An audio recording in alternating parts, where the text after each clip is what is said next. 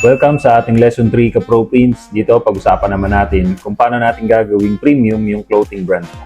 Hindi sapat na maganda lang yung designs mo. Kung gusto mong seryosohin ka ng mga customers mo, yung brand mo, kailangan premium din yung dating ng label mo at packaging mo.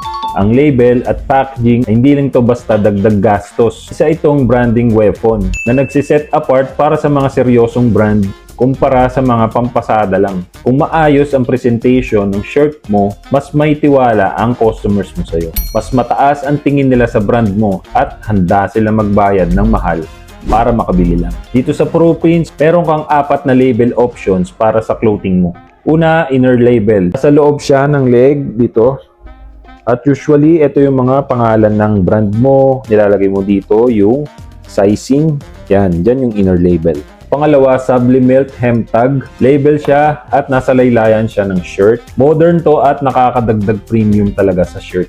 Hang tags, dito naman, isasabit mo to. At pwede mong lagyan ng mga price tag mo. At pwede mong lagyan ito ng design at info ng brand mo. Pang-apat is yung stickers. Para sa packaging or giveaway.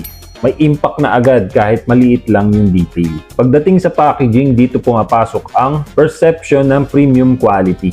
Isipin mo, pagbukas pa lang ng customers mo sa shirt, ay makikita niya agad yung effort mo. Merong label, hang tags, stickers. Ito yung tinatawag na first impression na tumatatak sa kanila. Madali lang gumawa ng label. Pwede kang gumamit dyan, for example, ng Canva para sa designs. Kung wala ka pang brand name or idea, pwede mong gamitin si ChatGPT para tulungan kang gumawa ng pangalan, tagline at concept. Tapos, isend mo na sa amin yung finals ng designs mo sa lahat, hem tags, hang tags, inner label, at stickers. Kami na ang bahala sa pag-print. Tips ka-Pro Prince, gamitin mo yung black and white font para mas clean look.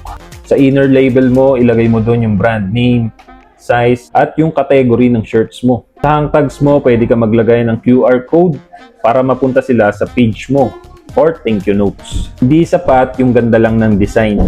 Dapat premium din yung dating para sa customers mo. Yun yung pwede mong gawin ka-Pro Prince para maging premium yung brand mo. At sa next lesson natin ka-Pro Prince, pag-uusapan naman natin kung paano yung tamang presyo para kumita ka agad sa clothing business mo. See you sa ating next lesson ka-Pro Prince. Thank you!